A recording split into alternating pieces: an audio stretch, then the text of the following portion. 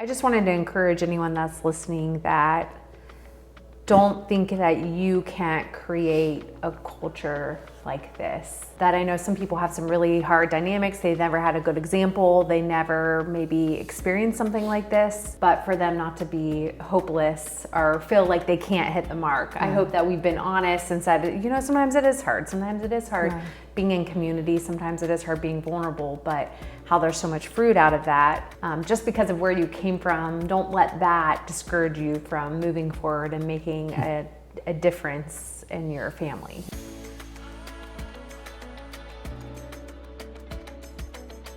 Hello and welcome to another episode of the Learning to Love Well podcast. Today, instead of on my couch around my table, I have Isaac and his siblings. This is Cora and Silas and Caleb. Welcome, you guys. Thanks for coming. So the reason why I have gathered you guys together is because since joining your family, I have just seen the culture that it's really what the culture that your parents made for you guys, but I've also seen you guys walk it out, which is being so solid in your identities, have healthy conversations. I know you guys have healthy disagreements and, all of those things. So I wanted to maybe bring up some relational tools and things like that. But I also just want to talk about, for people that are listening and were not raised in a healthy environment. Like for myself, I didn't ever experience having aunts and uncles around or having really solid adults in my life or having a good example of what a marriage is supposed to look like or what healthy community is supposed to look like. We didn't grow up in a church community that was instilling my identity, instilling these truths in me. And so I want to just open it up and give people kind of an insider look of like, hey, I want my family to have that culture. I want to be able to go on vacations together. I want to be able to work together and it not cause such division. And I want to have healthy community in my family and raise my children in that so that they follow and love the Lord and want to be in relationship with Him. And so I just want to open it up to you guys and let's dive into the culture that your parents did create in your family growing up. What do you feel like their core values were? I just think to explain to the people listening sort of more about our culture. So both my parents had their family in Jacksonville, so there was proximity, but we also grew up in a church community where it was 7, 8 families that it started with them meeting like in home groups and then like it sort of grew from there. So we have several families that we still intersect with that we've known all the kids since before we were born essentially. So I don't know if that helps to understand sort of the community that we started off in. It wasn't like one of those, cult group things. These were we normal didn't live on a people. compound. Yeah. Actually, we did. You did live on a compound. We grew up on our farm, but with all our aunts and fenced in. uncles on. Yeah, no, it wasn't. We didn't have to ask permission to leave or anything weird like that. So, but I think one of the things from our dad's perspective is I feel like he was always around. He was always there doing something with us, even though he did work some, but he was always there at our house. Yeah, so it was like a priority for him to put family before anything else he had going on. Yeah, or maybe he just didn't have anything going on. I don't know, but he was always doing, not only with us, but also with our cousins as well. He kind of, looking back on it, he filled the gap where their dads may have been working or there were some other issues there, but some of our cousins, not all of them, would do a lot of activities with us, and my dad was always taking them with us. And like he would do it'd be fun things like that. It'd be, for us guys, it'd be hunting or fishing, or when we got a little older, he would drag us to work with him and different things. Yeah. What do you feel like that instilled in you? I think for me, just as I've gotten older, looking out for other kids that are in that situation that maybe their dad isn't around, or just trying to speak into their lives and get them involved doing things. Yeah. Yeah, it's funny thinking about it.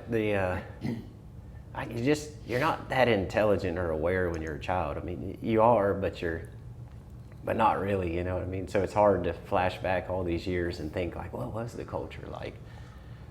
But you are right, it was very much that, it's kind of that thing that the secular world kind of makes fun of, right? That they would say like the traditional values or whatever, but it's just that I think mom and dad really believed, and I think their interpretation of the scriptures was just that family was important.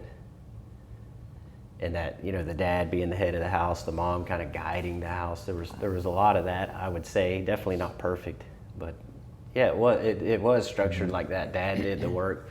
Mom homeschooled us a lot of times, and then it was just a lot of value placed in. You know, sitting there, I'm struggling to remember it, but yeah, I don't know that I wonder how much they really thought about it and planned it out, or if it just kind of naturally flowed. But you are right. I mean, that was very important. I mean, Dad was there a lot. Just some of the good memories of him just playing out in the yard with all the neighborhood kids in the afternoon. I mean, you couldn't wait for him to come home from work, because you would wear him out. You know, Dad, I need you to play goalie for our soccer match. And you know, me and Deborah and Shiloh, the whole neighborhood would be out there kicking soccer balls at him. I'm sure he wanted to go inside. But I think that is a huge point, though, because my experience with parenting is it's getting over a lot of selfishness. Now, playing with your kids is fun. Like, we have so much joy, but there are a lot of moments where I'm tired. Like, I don't want to play the game. I don't want to do whatever it is that they're asking me to do. And it sounds to me like maybe your dad was tired some days, and maybe he didn't want to, but he chose to anyways. And I can't speak for him, but I think that there's a lot of people out there that like, it's easy to choose. I know I can speak for me. It's easy to choose selfishness over meeting my kids' needs in those ways. And I feel like that your dad exemplified laying his life down for and show, like, actually showing up and being available. I think a lot of it is probably, now that I start thinking about it more, is probably, TV was huge, or wasn't huge back then. Mm-hmm. Yeah. And so there was, I mean, for me personally, I look at my phone a lot and I'm like, kids, leave me alone.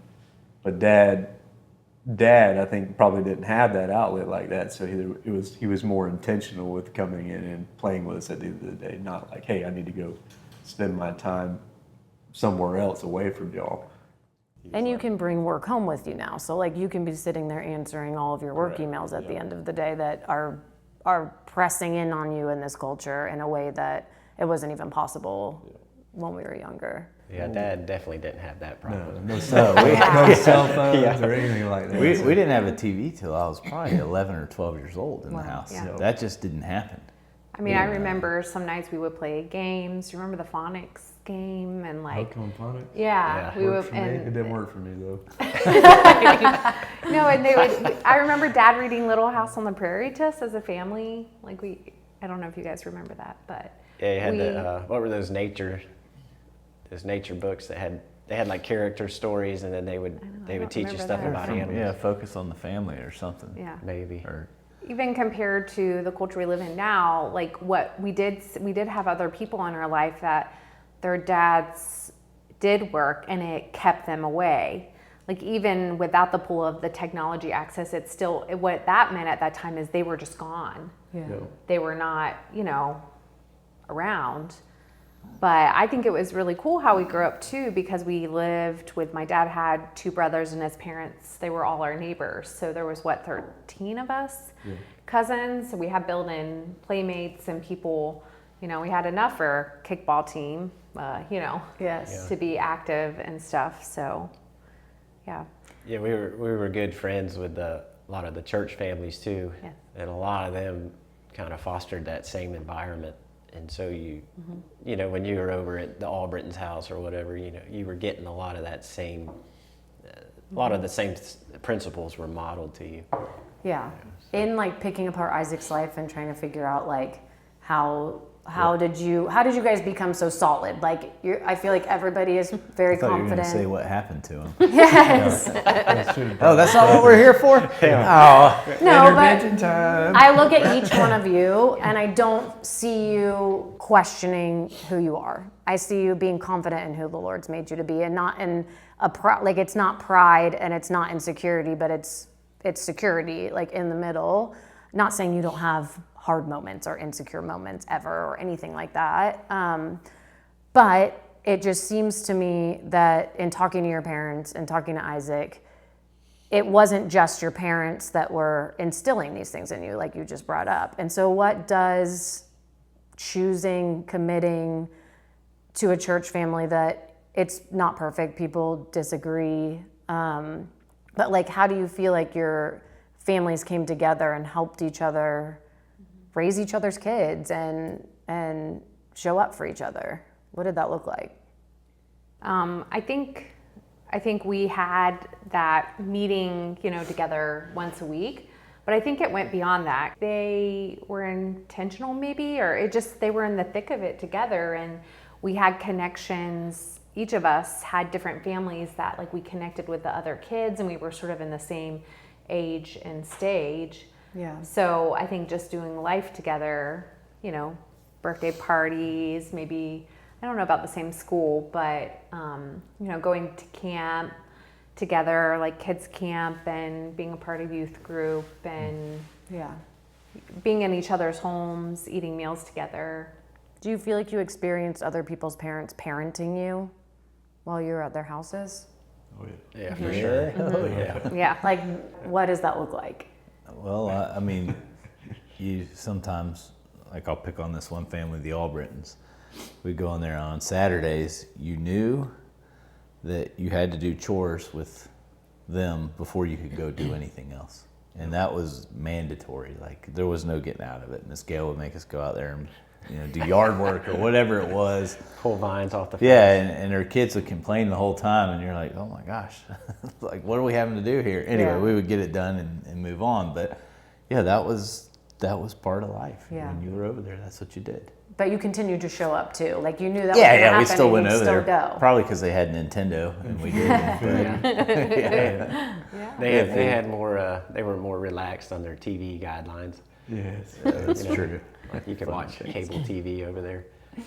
I mean, I felt like I came in later because I don't remember the Bible studies at the house that much. I remember one, but I remember falling down the stairs during it. That's why I remember it. And somebody came out and helped me or something. I rolled down the stairs and I remember seeing people in there, but that's all I really remember. But I feel like the community aspect, the Stowells were huge for me. Yeah. They would put me to work. We'd go boating. I like to go over a lot because I drink their soft drinks. They have like this little freezer behind there. But we didn't have those either. all kinds of they all Cokes remember and the all that freezer. stuff. But Yeah, we didn't get soda. no, we didn't get any of that. Yeah. But Miss Linda and Mr. Colley were huge in upbringing for me because they were a lot like Mom and Dad. Even to the point where it was kind of a funny story about Aunt Linda, Miss Linda. We were choosing to go see these movies, me and Tommy, and we had Hannibal, and then we had one other one, and we didn't really tell Aunt Linda that we might go see Hannibal when we were like 16 or something like that. And so we went telling her we went and saw this, but we were thinking about maybe seeing this, so we went and watched Hannibal. We come back and she's like, Switcheroo. yeah, we switched it on her, but she's like, what movie did y'all see? And we were like, crap. She's like, we're like, oh, we went and watched Hannibal, and she's like, Collie, you never guess what these little decided to watch. Yeah, we can't tell that story. Yeah, you can. It's part of life. Yeah, but it was funny. I think we got in trouble for it, so it was always, they had a standard. But they held you to their standard too. Right. It's not Which like, is very much like Mom and Dad's. Although Mom and Dad probably wouldn't want us to go to the movies regardless. and Mom and Dad wouldn't have cussed. No. Oh, Mom was good at it. Yeah. No, Mom? Only at him. Yeah. That's the only times I remember. Oh ever. my One. gosh, she cussed Silas him. was, he pushed her buttons. Yeah. Yeah. Yeah. I'll tell you, your perception of this culture that was so great. It was, Yes. I assure you, for anyone watching, like that, what you see, out in public or what you perceive, usually that's not the case. I mean, there's just bad days in everybody's closet. Yeah. No, I feel like that's Yeah, my mom important to say. gave me a cussing several times. Me and my dog. Yeah. It always revolved around him. Yeah. I don't think she ever cussed me. But I Me think neither. I heard her cuss you once. But let's talk about your mom too, because you guys talked a lot about your dad, but your mom is amazing. She is the connector. She is the pursuer of community and intentionality and serving, and she's just so amazing. What do you feel like her role? I think, so I'll sort of speak about that because I'm the girl in the family. And so I think it's important to say that my dad came from a very heavy patriarchal family, I would say. So for me, he did take me hunting a couple times, but I wasn't as interested in that. So where maybe my dad picked up some of the interests of you guys, my mom was there to support me, and I always felt supported. But I think her legacy, and it was from her mom, is that she could identify people's needs. And there's many of people that I know, if we were to interview them, they said, yeah, she brought me a meal. Yes. She came and showed up at my house when I needed her the most. Like, she was very good at anticipating people's needs. So I think that we saw that modeled, her opening up her home to people. I mean, I think there's several people throughout the years when we were younger that like they were helping out and stayed in their home with them. I think I got lice from one of them. It's a story, but so we did have a mom that she was showing that. And I mean, for me, I think that's important that you see needs in your community and you participate. So we saw that happening, and we also saw them on the receiving end, I feel like, of people that weren't our blood relatives becoming our relatives. Yeah. Like Rock and Sharon and the Albritons. Another family that was really integral in helping me figure out who I was the Grubers. So both those families they mentioned, there wasn't a girl my age, but the Grubers had a daughter my age, and they were our pastors, like the kids' church pastors. So I went on many camp with them, and they just were influential and just valuing me and saying, you're a really neat person, spend time with our daughter, spend time with our family. Yeah. So Yeah. I could talk about that a little bit, kind of tie it back into that kind of that culture or environment with the church families, and then mom and her role. That's it's funny, I see it in my wife, the kind of that intermingling of the families. Most of that only happens if the mom is willing to make that happen. Because like all the friends going over to this house and that house, a lot of times the dads are like, they're not checked out, but they're like, they're not paying attention and making sure all the kids are fed and got a good place to sleep. They're not into the logistics. They're not. No. The dads aren't going to mess with that. Even at my house, I'm like, hey, go ask your mom. Like, you come get me when there's a bad guy in the yard. I got to fight. Like anything else. That happens so often in your neighborhood. Yeah, well, he's ready though. I'm ready. I'm going to be ready when that happens. But there's, just having that.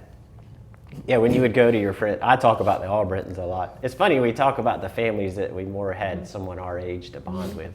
Yeah. But they had, anyway, over at the Albritons' house, Miss Gail was going to foster that, making sure you're comfortable and all that. Yeah. I used to go there and get scared, need my mom, and like, Mr. Frank ain't going to come in there and sit up with me while I'm crying. But Miss Gail's in there, oh, it's okay, Yeah, that was when you were like 15, right? Yeah. Hey, I got my driver's license now. I'll just drive home. Well, it's another sacrifice because you're already staying up with your own kids. But I mean, I know I love having the kids at my house, the neighborhood kids at my house and everything. But that also means, I make them clean up after themselves, but that also means me coming and cleaning up after them and snacks. And if you're having somebody spend the night, it means staying up with another kid when your kids might be asleep and all of those things. And I just feel like it's another way that you're serving somebody else's family. Right, it tremendously increases your workload. Yes. And the culture it's a Christian culture that is supposed to be following after Jesus, who laid down his life for the body. And if you're a mom, and our mom definitely did it, I mean, you just have to arm yourself with that mindset, because it's nothing but work to let other kids come into your environment. Mm-hmm. Yeah. And then try to hold them to the standard that you want your kids to, and then make sure they're comfortable. So, and our mom definitely did a good, I mean, she still does it. She did a great job at that. Yes, she does. So do you guys feel like in your youth you were seeing God show up in ways like that he was real and alive in your youth, like you experienced him growing up? Yes, I did. Well, so the church we grew up in was very like charismatic, believed healing and praying and live worship and lifting your hands and speaking in tongues and words of knowledge. So we were around all of that, and I can speak for myself in that stuff I was very much comfortable with functioning with, especially in middle school and into high school. Like that was where I was encouraged. I felt life. Now I know each one of us might have a different story, but for me, like God was moving and working, and I saw him through different events at church and different meetings and my own life and camps we went to.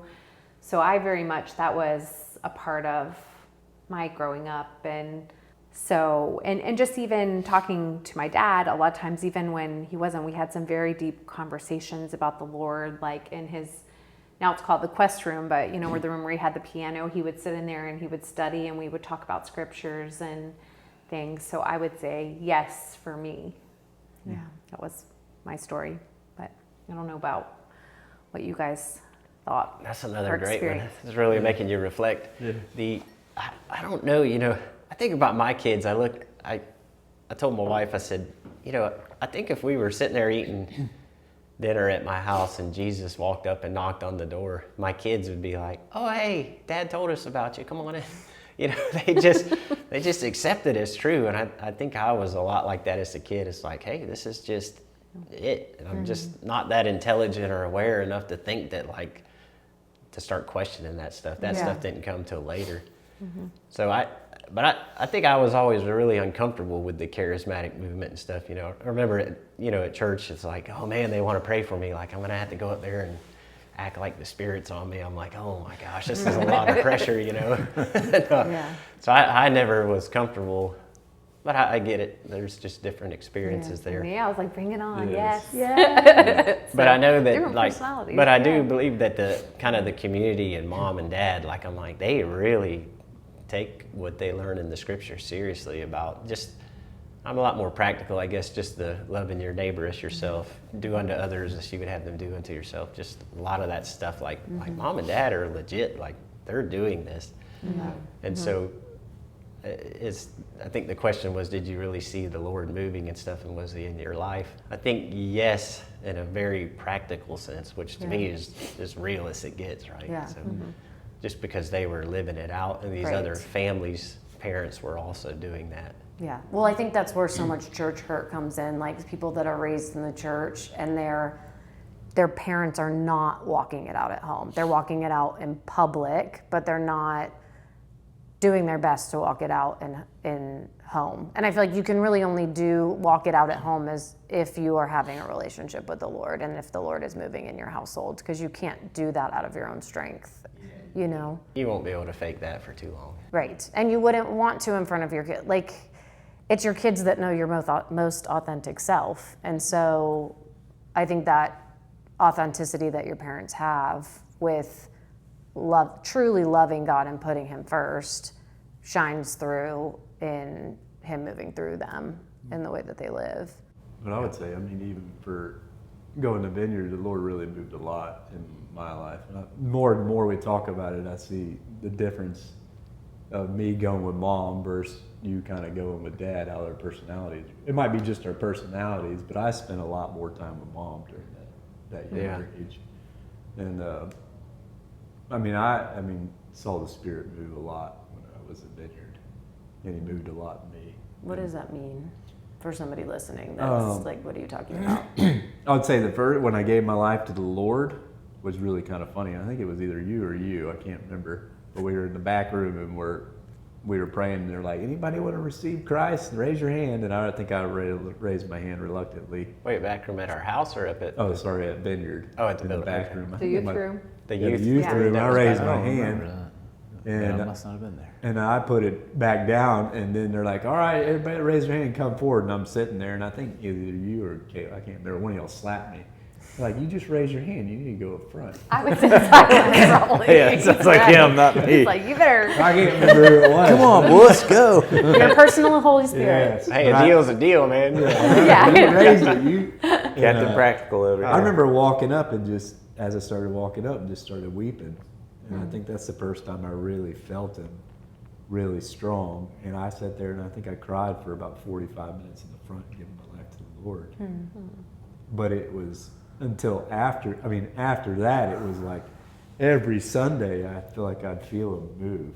Like there was always something going on. And showing me words or visions of things like consistently. Like I just feel it every Sunday. So I love going some Sundays after Hercules and Xena, but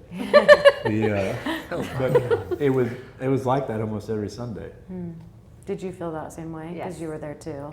What did Yes. you experience? Just asking God for things, people praying for me and having insight into maybe prayer requests I had, or being able to pray for people and God give me words for them.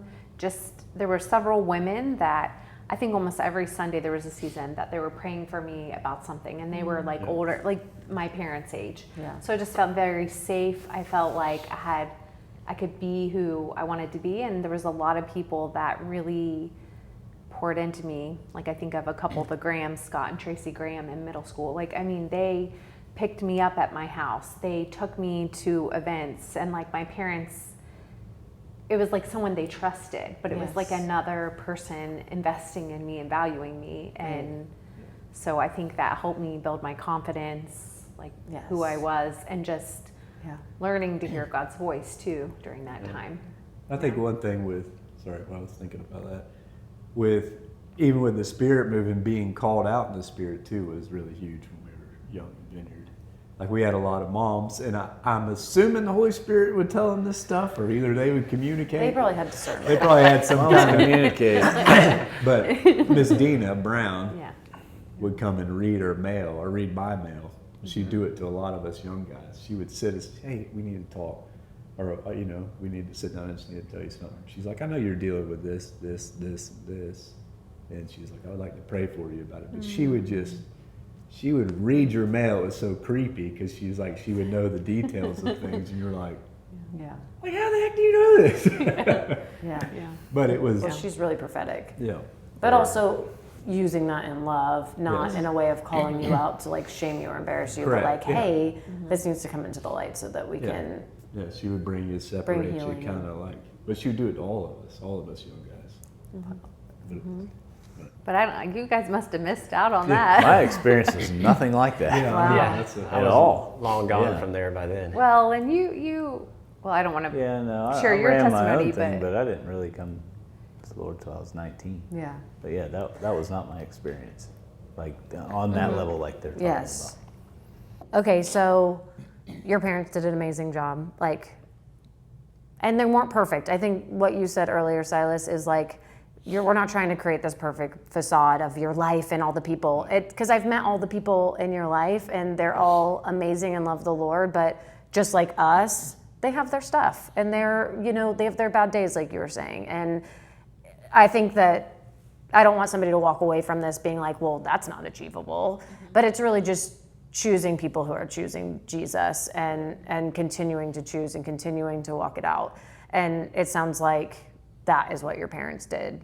But aside from that, you guys all had to choose at some point for yourself that this is the life that I want, and this is what I'm going to continue to follow Jesus. And it's going to be, I think you kind of live off your parents' relationship with the Lord for some period of your life if you grow up Christian, and maybe you're building your own. But while you're under their house, in their household, this is what you guys are doing, whether you want to or not. But What was it that made you choose him on your own? I think when you get older and you start seeing the world and you really look at yourself and go, golly, this is not working out. I'm not going anywhere. And there is a sense of hopelessness in that. I think that, for me, brought me to that point. So. Was that when you were 19?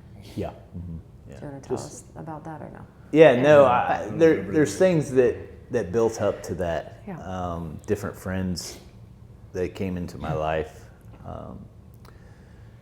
through surfing and anyway, some different things. But I started hanging around with these guys that were different from the people that I grew up with. And not that anything was wrong with the guys I grew up with, but this particular group of guys, or there were girls mixed in there as well, but they went to a different church, a lot of them. And they, very similar experience, they grew up together and stuff. So I kind of got integrated into that group. And I saw that, man, these guys were having a lot of fun. They were living life, but they weren't getting in trouble. It wasn't revolved around drinking or doing drugs or anything. It was just an enjoyment for life and being, just doing dumb stuff, things kids do, teenagers, whatever. So, but I started seeing that they all had Jesus in common, and it meant something to them. And I was like, man, that's weird. That is something that's missing. I don't have that, but they're still allowing me to hang out with them. It's kind of weird, but anyway. But yeah, of course, I went to this camp, and that's where the Lord showed up, and it all became real. I gave my life to Him. Anyway, yeah, the Spirit came on me. It was, I don't know, I just had hope. I still have hope. Yeah. That. And, That's interesting. You said that was at about 19? Yeah. Yeah, so you grew up in this culture we've been talking about. But it was never really anything I was overly interested. I mean, I was interested in it because I went, but probably more from the social side and things we got to do. But then, there kind of became man up time or whatever. Like, dude, your life's on your own now. You're starting to get to that point. What are you going to do with it? Yeah. And I knew what I was doing in the direction I was headed was very contrary to that and not life-giving. Yeah.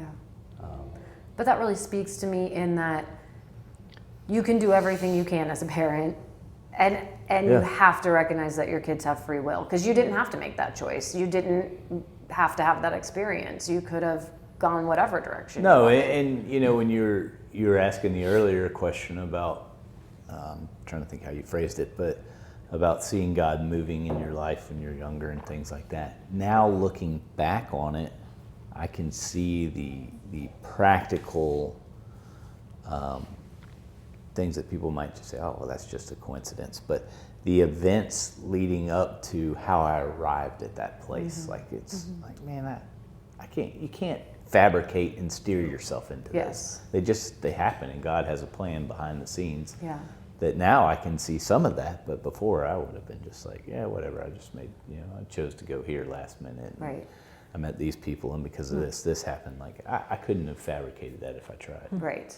And it says he leaves the 99 to get the one, and he was pursuing you. I mean, what he was doing was pursuing you. Yeah. And again, your choice. Yeah, and I always like that old adage that God doesn't have grandchildren; He just has children. Yeah. Like, we don't get in on our parents or our grandparents' merit. Yeah. Like it's a decision we have to make. Yes. That's funny. I think it's important for people that are kind of exploring this Christian lifestyle or whatever has them watching this video to know that, like, it's not like, hey, this was, I mean, there is like a clearly defined moment in a lot of Christians' lives where it becomes real to them. But it's also, I think it's a journey you're on. Because I think, like, I could tell a lot of stories very similar to, they're not exactly like his, but a lot of it's the same, right? You start to just become aware, like, I got to make some real decisions about this. But then I think, like, it's not, I'm still having to do it. It's still something I'm going to have to choose to walk in. It's a lot like living fit or living financially responsible. there's definitely a moment when something changes in your mindset, or in a Christian, the Spirit comes and lives in him. But without getting into all that, it's just it's a path that you choose. Yeah. And it can be a long journey. And sometimes you think like, gosh, was that stuff from when I did choose to own this myself and not just have it be my parents' issue, like, was that real? Because why in the world how did I get here, Mm-hmm. And so I have a lot of moments like that still in my 40s, and I don't think it's going away. Like moments of doubt or moments of questioning. Yeah, moments of doubt, Yeah. Or just frustration, or, hey, maybe I'll try the other path for a little bit. But why didn't you? I don't know. To be honest, sometimes I might just be too chicken, because I know, like, to leave that path is to get a ticket to the pain train, and I just don't want to go there. I'm very, I don't think I'm overly intelligent, but I tend to think things through a lot. I get picked on about that a lot. It's just in my personality, and you kind of look around at people that did choose that, like, hey, this marriage is boring. I'm going to give up my wife and kids and go see if I can have some fun with a younger sports model or whatever it is. And you're like, wait a minute, like, look around at the guys that did that. Like, they are hurting. Mm-hmm. It's, it's not worth it. Yeah. And, so I'd like the cool, like, Christian answer might be like, the Spirit just totally intervened and stopped that there. And I'm like, no way, I'm a good Christian. I'm not going to do that. But I think sometimes I sit on the edges of big decisions like that, and I think, oh, I'm really just too scared of the pain. Yeah, so. But you're seeing fruit, though. That's wisdom of can I have momentary pleasure? Like, I see that these people are having momentary pleasure in this other path, but you see the fruit of it is pain, versus maybe walking the more difficult road, but the fruit of it is joy and peace and love. Like, that's kind of what I hear you saying, is that you're making a wise decision and seeing, like, on the other side of the choice, on the other side of the momentary. Is a better outcome. Yeah. Absolutely. And you find that modeled in the scriptures from Christ. I always botch the scriptures when you quote them, especially if there's a camera rolling, but it's for the joy set before him, Christ endured the cross. So in his time as a human, he saw that better fruit and outcome, and he chose the harder path. Yeah. And it does pay out. Even not in the Christian world, you see that just play out to a positive result in just managing your money or your health or anything like that. But it's difficult. Yes. I think for me, what was interesting as I got older in college, I started realizing that not everyone grew up like we did. I don't know if you guys had this moment. I was like, oh, you don't have people that have known you since before you were born. You don't have people that your parents, like, they were pregnant together. And I was like very surprised by that. You don't have families that you've known your whole life, that you've grown up in, your parents are married and have a healthy relationship. Like, I just remember thinking, wow, like, I started realizing in those different settings that it was very special, like, what kind of culture we had. And so I think for me, I started seeing some of the same things that you guys did. You start seeing other people and the problems that they have, and things that are maybe in the different choices they made that are different than what was modeled to you. And then you start realizing, okay, there's something of value there that I want to connect to, I want to stay connected to, and continue in that community. Yeah. And so I agree with you, Silas, that it is sort of a choice, but because I've gone through different things, I had that realization in my own family. We have been outside of like a church community, but we're back in it. But even through that, we still had people that we tried to connect with, because I knew how much a value it was. And as I got older and got more out in the world, I realized there's something to be said about people that have known you your whole life, Yeah. No, that's really good. Okay, so now you're adults, and you're, like you just said, you're having to create your own community. But like Miranda and I were talking yesterday about there's just so many excuses. I have my own excuses as to like why that's not working out in this season to have that type of community. And so, I mean, one thing I really value is the fact that we are community. Like your mom specifically is so intentional about getting us together for dinners and making sure, you know, we're all seeing each other and we go on family vacation together and just, you know, we have each other and our kids are friends and all of that. But beyond that, how do you create this? How can somebody, what do you feel like are some tools? What does it look like present day in your lives to have community? I think for me, after moving off the farm where we grew up at and getting married and different things, and landing where I am currently now, a big thing for me is just purposefully trying to get to know my neighbors, going and talking with them, letting my kids play with their kids. And out of that, you know, if I called it an experiment, I'm now 11 years into this experiment, and I have some great friends that live on my street that we travel together with. Our families interact, and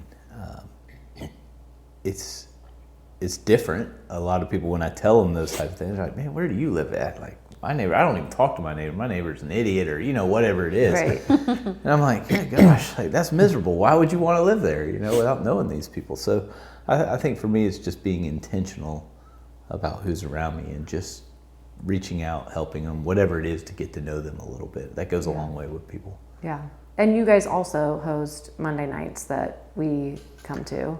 Correct, And yes. that kind of started as a Bible study for the girls, the women around your street, and it's kind of blossomed into Yeah, group that of is something people. that my wife wanted to do. Initially was for the ladies in our neighborhood. And we've done some other things in the past. Like we did a Bible club on Sundays with the kids. I was going to bring that up because I feel like when you did that, the kids started coming, and then the adults, it brought you in relationship Correct, with some yeah. of their parents and the It adults, has. right?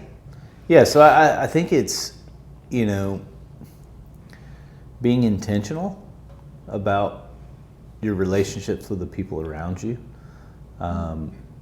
Because we always think, oh man, if I could just be with these people, you know, their X, Y, and Z will happen or whatever. But it's being around in your neighborhood, you don't know what you're going to find relationship-wise with them. You know, you're going to run into all kind of things. But I think that's something at least for me, as a mission field. Like I don't feel called to go to another country or go do those type of things. But I live with these people every day. Yeah. I see them.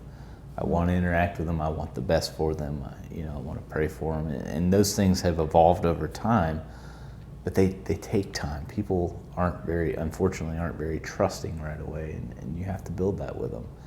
And so, yeah, that's what we've been doing, and it's been interesting to see some of the fruit of that. Mm-hmm. That's good. Yeah, I thought about that. I believe it's the Proverbs that said, "He that has friends must show himself friendly." I think that implies like, hey, if you're gonna be a part of this community and want to build this thing, you do need to be ready to give yourself to it. Mm-hmm. You know, so but you're a great example of that. You know, that's something I've had to work on. You know, I haven't been the best of that. I'm more a reclusive type. Like, I'm gonna seek Jesus. I'm gonna go out in the woods and talk to him myself. You know, and All right, Gary. He's the old crotchety hermit that lives in the woods. that's more of our talking about our personalities. Just I tend to Yeah. be more like my dad and be like that. But that's something that's been it's been probably a problem in my marriage or at my house and keeping that community, because I know as we were newlyweds and the kids start showing up and then you get a mortgage, like I remember being so stressed about how I was going to pay for it, and I wouldn't want to go out and do community things or have people over because I'm just looking at the dollar signs. Yeah. And then it was stifling to my wife and letting her be that Proverbs 31 woman, or that woman of the house that can really use her gift to kind of foster that community with the kids and stuff. Yeah. But I mean, I've loosened up over that as I begin to see that and wanted to desire to build that community for my kids. Yeah. And just, you know, and it's simple little things like just being more purposeful with your neighbors, or don't be so tight, you know, go join the YMCA, get the family membership and get your kids up there and be involved. Yeah. And, but it's, again, it's a choice. It's something you have to perceive that it's valuable, and it is, and then you have to apply yourself and adjust your lifestyle to make that happen. Yeah. I might be making excuses, but we're in the thick of it right now with 3 under 5, so it's hard to have that community. I mean, we have you guys obviously, and I feel like I'm like you. I like to be a recluse, or how you say it, Recluse. and then go kind of be by myself to recharge and do stuff. So I feel like I am more like I need like 2 or 3 friends. I'm happy. Yeah, and I'd say the difference between you and I, though, is that you're out in the world working, and Correct. like you're with a lot of people and talking and communicating and everything, and you get home and you're introverted, so you need to recharge. And then I'm at home all day, and I'm like, we got to get out of here. And like, really, for me, the vision that I have for community and the community that I would want would be me being with other moms with our kids, because every time I'm in that scenario, like when we're together and our kids are playing and we're connecting, and even if you and I had to work on something else and clean or whatever it brings so much more. It takes so much pressure off. It brings so much more life. And we have that with our next door neighbors who have the 6 kids and are now moving away from us. But there's something about that proximity that I feel like is important, because we live far away from each other. I mean, it's a drive, we have to plan, and it's not convenient, you know. Did you have something to share? No, I was just thinking, you know, my family has gone through different seasons, and I feel like the one we're in right now, it sort of was a dry period, if that makes sense, because life was busy raising kids, and it just was overwhelming, maybe. But now we realize that we really want to create some space, especially our oldest is a teenager, for him to have a community like I remember growing up in, because it made such a difference in my life. Yeah. And so we found that outlet. We're a part of, like, we go to a Sunday service, but then there's other parts to it, and there's some people there that we have history with. And I think for us, like, that's where we're at now, trying to be intentional.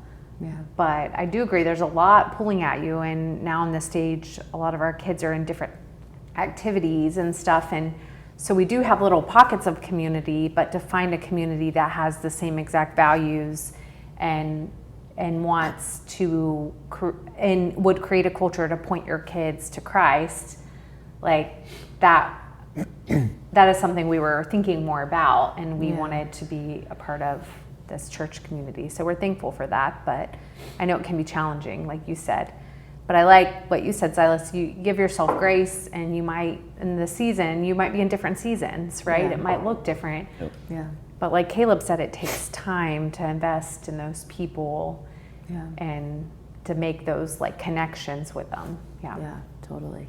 Yeah, I want to talk about the next generation. So like you've already touched on that, in that you're like now having this vision of how do I give this to my kids in the way that it looks right for your family. But I think something I really love watching in our family dynamics and the little interactions I get to see is also everybody pouring into each other's kids, and like just within our family. And I know you all do it, everybody does it outside and with other people's families. But what does it look like to do what you're saying, like pour into the next generation, and what values are important to you, and what do you want to carry on?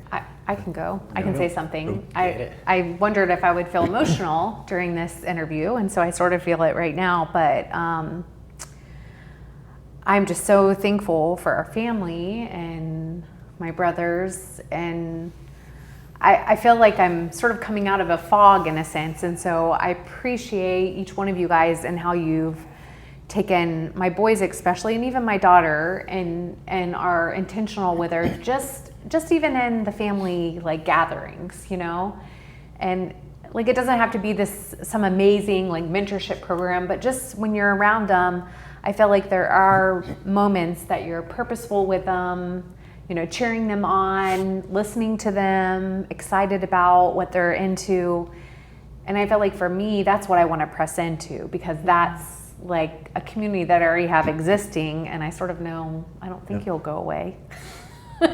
There's something I think about. Get a rapture. I'm trying to stay here. So, yeah. So I'm just so thankful. But I think what you're talking about too, it started from our parents instilling that, and I mean, and their families, their mothers. Yes. I don't know. We haven't talked about our two grandmas that love the Lord and were prayed for our family and modeled that, and you know, pass that down to the next generation. So I just love that they're getting to experience, okay, this is what family does. This is what, and not only family, because we've seen where people that weren't blood related to us in the church we grew up in, those were our family too. So it doesn't have to be this blood related thing, because sometimes families are hard and there's dysfunctions. And so people listening, they might be like, oh, I could never do that with my family. But guess what? There's other families out there that you could connect with and create this culture. Yes. But you have to be purposeful about it. Yeah. So I think that's what I want the next generation. So we're try to model like, okay, these people are important. Yeah. We go, we're responsible, we connect with them, you know, so. And like some practical ways that I see everybody at this table sowing into the next generation too is taking them, like you taking their kid hunting, or, you know, them coming to Missouri with you to work, or Inviting them to exercise, or taking like them even, surfing. I think the fact that when we're together, like sometimes I just don't have the capacity, and you can come in and like dissolve the argument between the two by like getting down on their level and communicating and giving them the words, and that's helpful for me since I didn't grow up with that. I learned from you, and I'm like, oh, okay, like this is what it practically looks like to get down and teach them how to communicate what they need and their feelings and all of that. And then Silas is taking our kid that is having a huge tantrum out in the rain and rapping to said kid. I'm not sure. No, they were mostly nursery rhyme type songs. So low key, soothing stuff.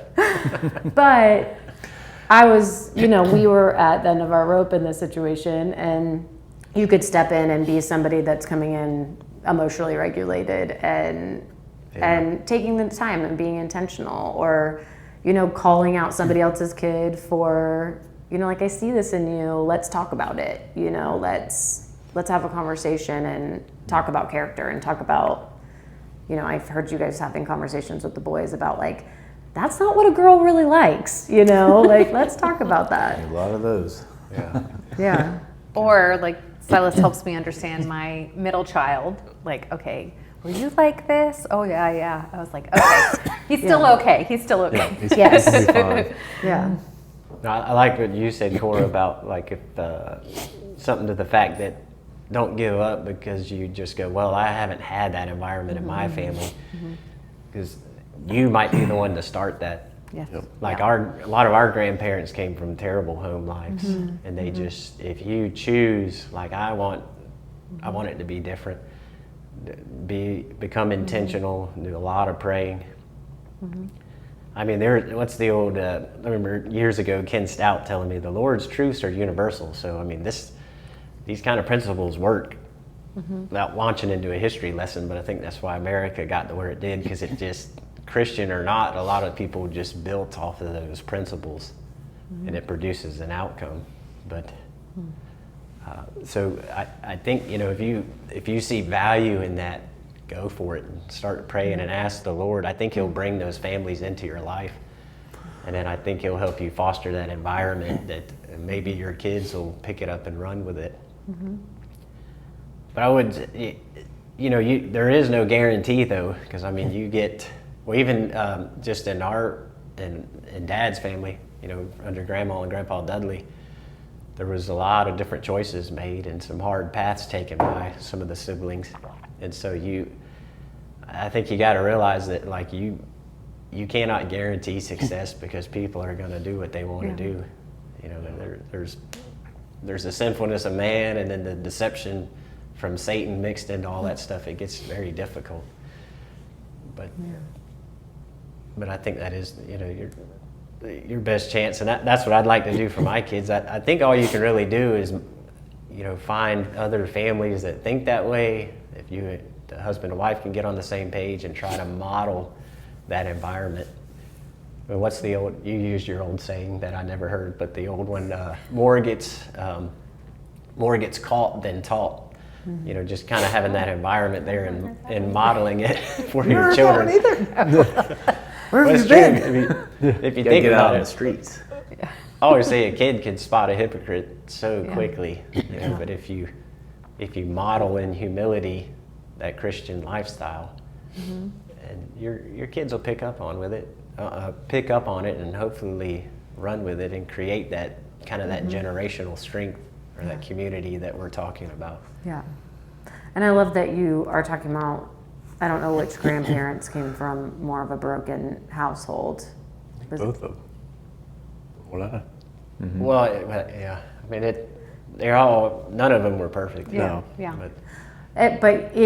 I think that every family and every generation has a choice to change the trajectory of their whole family. Right. You know, regardless of where they're coming from, it is like we do get to be powerful in our choices and what we want. And just the choices of one generation can really change what everybody after you is going to experience. And I feel like that's just a powerful vision to have in the hard. If it feels hard, if it feels like an uphill climb.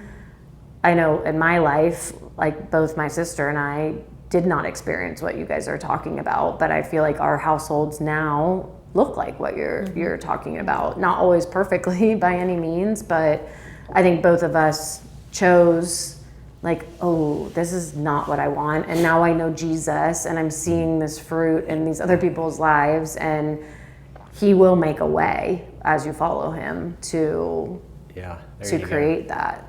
Yeah. Or just marry into a family that already has it.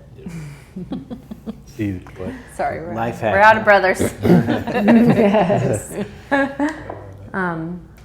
Anybody want to pray? Okay.